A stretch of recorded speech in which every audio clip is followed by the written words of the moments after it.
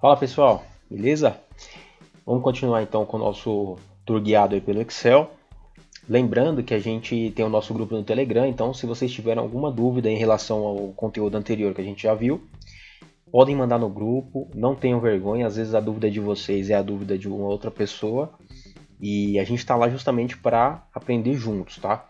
Então se tiver qualquer dúvida, podem mandar no grupo sem medo, beleza? Então vamos recapitular aqui brevemente o que a gente já viu aí na nossa tabela de alunos aí, né? Então a gente aprendeu a fazer a soma das notas, né? Eu vou passar de uma forma resumida para não ficar maçante aí toda vez que a gente começar um novo conteúdo a gente relembrar tudo, tá? Então a gente aprendeu a fazer a soma das notas, a gente aprendeu a fazer a média, a gente aprendeu a ver se a média do aluno é maior ou igual a 5, né? Uma fórmula de condição, né? E a gente aprendeu na última aula, a gente aprendeu a fazer o soma C e o média C, que é quando você faz uma soma ou uma média de acordo com alguma condição que a gente informa, né? Então, essas duas foram da última aula. Eu acho que são as funções que têm um pouco mais de complexidade, por ter essa questão de avaliar uma condição, ter um teste lógico, então fica um pouco mais difícil, tá? Hoje a gente vai ver uma funçãozinha muito utilizada, talvez acho que seja uma das mais utilizadas em todos os segmentos que o Excel é utilizado. Então, PROC-V é o nome da fórmula, esse é o nome da função em português, né? Se for em inglês é VLOOKUP. Então hoje a gente vai entender um pouquinho como que funciona o PROC-V. E já pegando esse gancho, o que é o PROC-V? Qual que é a função do PROC-V? O PROC-V, se a gente tentar entender um pouco aí do nome dessa função, é PROC de procurar e V é de vertical. Como assim? Procurar vertical. A gente vai entender um pouco da estrutura da função e quando a gente estiver fazendo essa função na prática, isso vai ficar um pouco mais claro para vocês. Mas basicamente o PROC-V ele procura um valor em uma tabela, em algum intervalo que a gente vai selecionar, e ele só procura na vertical. Como assim, Marcos, na vertical? No Excel a gente já viu que a gente tem colunas e linhas. As colunas elas estão na vertical, esse sentido aqui ó, é o sentido vertical. Então ele retorna um valor que a gente vai procurar com base nas colunas. Ficou um pouco confuso, mas na hora que a gente aplicar isso aqui na prática, a gente vai conseguir entender melhor. Então, como que eu poderia aplicar nesse caso, nesse exemplo que a gente tem? Então, a gente tem aqui o nome dos alunos, as notas deles e alguns outros cálculos que a gente já realizou. E uma coisa que talvez falte aqui e que a gente precise em algum determinado momento é qual a turma desses alunos, de qual turma eles fazem parte, né? Então, eu criei uma abinha aqui, ó. Se vocês não souberem como criar a abinha, basta clicar nesse maisinho aqui, esse sinal de mais, ele vai criar uma nova planilha. E se vocês clicarem duas vezes aqui na planilha, vocês conseguem renomear. Então vocês conseguem colocar o nome que vocês quiserem aí, tá? No meu caso, eu já tinha criado aqui a planilha turmas, né? E a gente vai preencher esses campos. Aqui o campo, a coluna A eu copiei exatamente o que estava na planilha alunos. E aqui eu vou preencher qual a turma de cada aluno, nesse caso aqui. Então vamos dizer que esse aluno aqui seja o José, seja da turma 1. Esse aqui seja da turma 3. A Maria seja da turma 5. Esse aqui também turma 3. Turma 2. Turma 4. Turma 1 também. E turma 2. Eu digitei todos esses campos, tá pessoal? Mas a gente pode usar comandos para que facilitem a nossa vida, né? Como são poucos registros, eu digitei, mas a gente poderia copiar e colar, enfim. Infinitas coisas que davam para fazer nesse caso. Como é só para a gente usar como exemplo, não tem nenhum problema. Então vamos lá. A gente tem a planilha alunos e a planilha turmas. Eu preciso saber de qual turma que são esses alunos. Aí vem aquele questionamento. Se eu olhar aqui, como são poucos registros, eu vou conseguir meio que mapear manualmente, né? Eu vou criar uma coluna aqui Depois eu vou ensinar para vocês, mas se vocês selecionarem aqui o mouse em cima da coluna, ele vai aparecer essa setinha para baixo. Se você clicar, ele seleciona ali inteira, a coluna inteira, desculpa. E aí, se você pressionar o Ctrl, a tecla Ctrl, mais a tecla mais, ele insere uma nova coluna. Perceba que se eu ficar pressionando, ele vai inserir uma nova coluna. E se você pressionar o Ctrl e a tecla menos, ele vai remover as colunas. É um atalho bastante importante e muito útil, principalmente quando você está realizando situações no dia a dia, né? Agiliza bastante.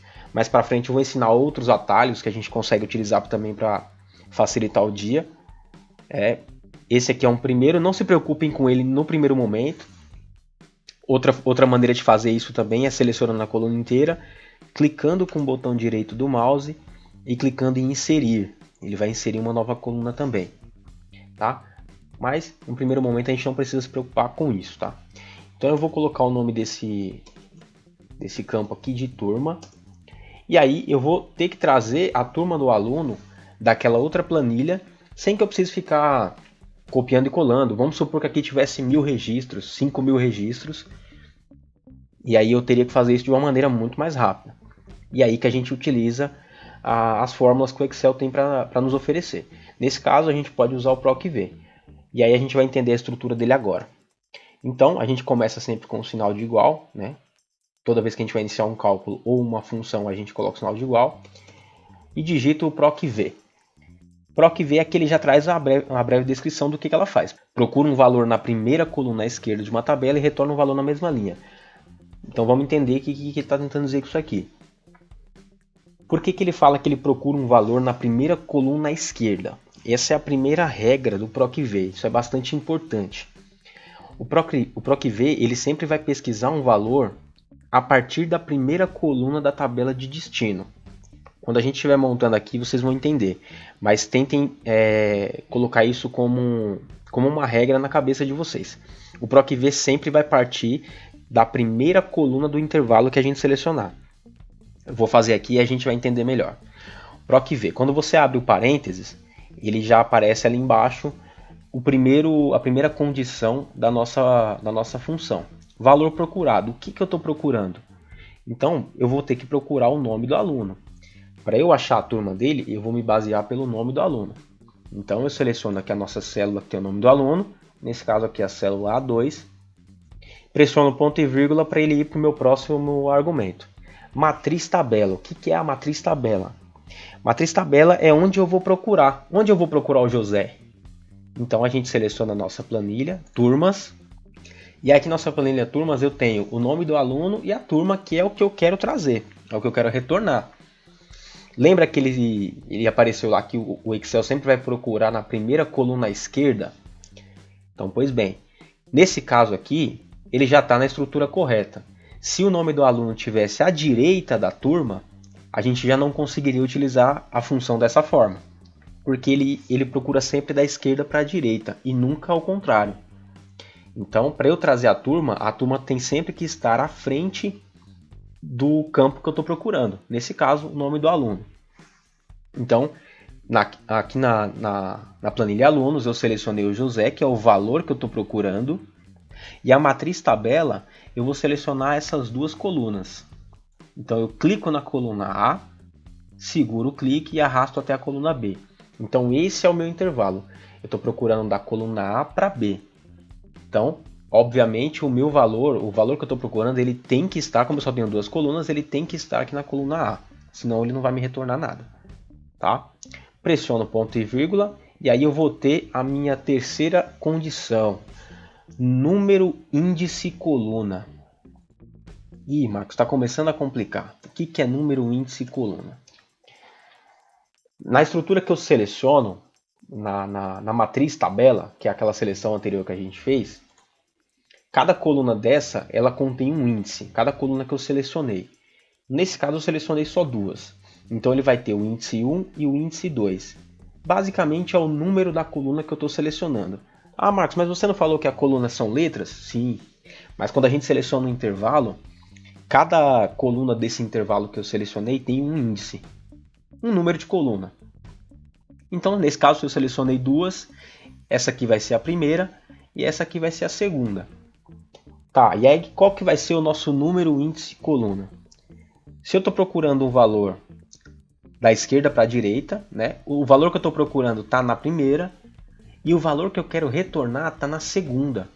Então o nosso número, índice, coluna vai ser o número 2. A gente insere o número 2. Então, peraí, vamos entender aqui como é que ficou até agora.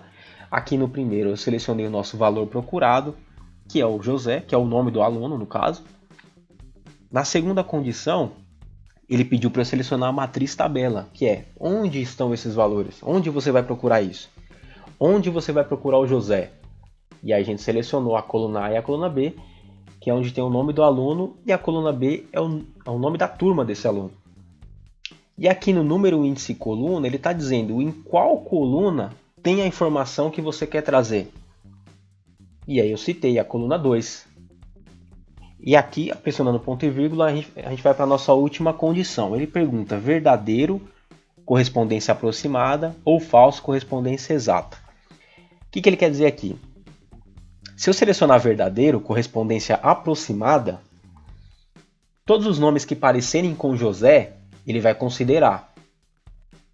E isso em alguns casos pode ser que seja útil, mas em 99,9% dos casos, a gente vai utilizar a opção falso, correspondência exata. Por quê? Porque eu quero trazer exatamente aquele valor que eu selecionei. Então eu quero saber a turma do José. Eu não quero que traga algum outro nome parecido com isso. Eu quero saber a turma exata dele. Então aqui eu posso escrever falso ou eu posso simplesmente pôr 0. Para quem não sabe, o 0 ele representa falso na linguagem binária. É um assunto um pouco mais complexo, não corresponde ao conteúdo dessa aula. Mas 0 e 1 representa falso e verdadeiro, respectivamente, na linguagem binária, na linguagem de computador. Então a gente pode utilizar o 0 aqui como falso e o 1 como verdadeiro. Nesse caso, a gente precisa do falso, porque eu quero trazer exatamente a correspondência do nome do José. Então, eu fecho parênteses e pressiono o Enter. Perceba que ele trouxe aqui a turma 1. Vamos ver se isso é verdade? Então, vamos ver. O José, turma 1, realmente está correto. Aí, para a gente poder fazer essa função para os demais alunos, a gente tem a nossa alça de preenchimento. Basta clicar 2 vezes aqui no quadradinho inferior direito. E aí ele já vai fazer o preenchimento para os demais alunos. Então, a gente está vendo aqui que o João é da turma 3, vamos ver se é isso mesmo. João, turma 3, está correto.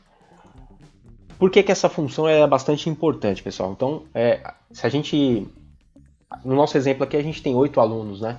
Mas se a gente tivesse 5.000 alunos, ficaria inviável a gente preencher isso manualmente. E é muito mais fácil eu controlar uma tabela separada que tem apenas 2 informações, onde eu posso dizer que a Letícia é da turma 2 e depois ela mudou para a turma 3. Vamos fazer esse teste?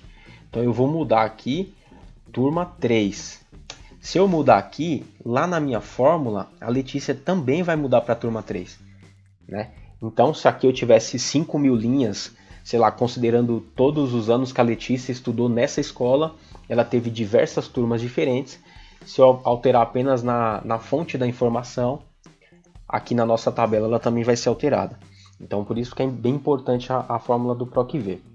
Essa é uma fórmula um pouco mais complexa, ela tem alguns atributos a mais que a gente precisa informar, por isso ela precisa de prática, tá? Então é legal que vocês criem situações onde vocês possam utilizar. Eu pretendo mais para frente aí tentar construir com vocês uma planilha de controle financeiro para que vocês possam utilizar no dia a dia e seja útil também para vocês. E além de ser útil para o propósito dela, né, controle financeiro, vocês consigam aplicar esses conceitos que a gente está aprendendo aqui. Beleza, galera? Então, esse foi o conteúdo de hoje. Qualquer dúvida, a gente está disponível lá no Telegram. Só mandar. E até a próxima aula. Valeu!